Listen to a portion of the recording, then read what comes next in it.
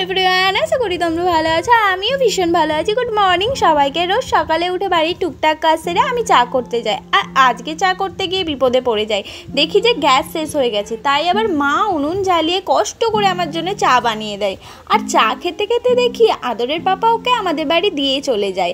আর আজকে আমাদের ওদের বাড়ি যাওয়ার কথা আছে, যেহেতু সামনেই ষষ্ঠী, সেই জন্য নিমন্ত্রণ করতে। ওটাই আমি আদরকে বলছিলাম, আজ তো আমরা তোদের বাড়ি যাব, আর তুই সকাল সকাল চলে এলি আমাদের বাড়ি। আমার আদরকে দেখলে তো কি সুন্দর হাতে ধরে ও খেতে শিখেছে। তারপর কিছুক্ষণ পর আদরের পাপা আসে ওকে আনতে। আসলে ওর পাপা আমাদের বাড়িতে ওকে দিয়ে বাজারে গিয়েছিল। দিতে ওঠার পর ছেলে তো বড্ড খুশি হয়ে যায়। আমি তো বারবার ওকে টাটা টাটা বলছিলাম, কিন্তু ও আমাকে পাত্তাই দিচ্ছিল না। দেখো দেখো কিরকম রিল্যাক্সে চলে যাচ্ছে। এবার আর কি, যেমন বাড়িতে আমি একা থাকি, আবারও আমি একাই হয়ে যাই।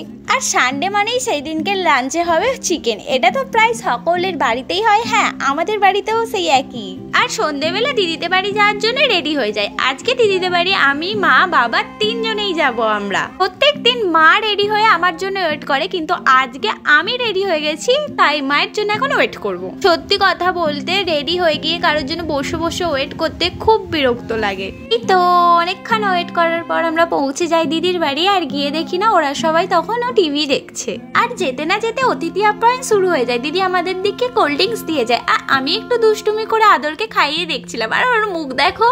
তারপর আবার কিছুক্ষণ পর দিয়ে দেয় নান আর চিকেন কষা। দিদি কত কষ্ট করে বানিয়েছে, ওই জন্য মা ওকে আগে থেকে ফোন করে যায় না, জানে তো ফোন করলেই অনেক কিছু বানাবে। আর এনাকে দেখো, এনিকে খাই দিলে চলবে না, ও নিজে হাতে নিয়ে খাবে। ভিডিওটা যদি ভালো লেগে থাকে তাহলে আমার চ্যানেলটিকে সাবস্ক্রাইব করে পাশে থাকা বেল আইকনটি ক্লিক করে দেবেন, যেটা আমার দেয়া সমস্ত ভিডিও সবার আগে তোমাদের কাছে পৌঁছে যায়। আজকের মতো ভিডিওটা এখানেই শেষ করছি। দেখা হবে অন্য কোনো একটা সুন্দর ব্লগে। ততক্ষণের জন্য সবাইকে বাই।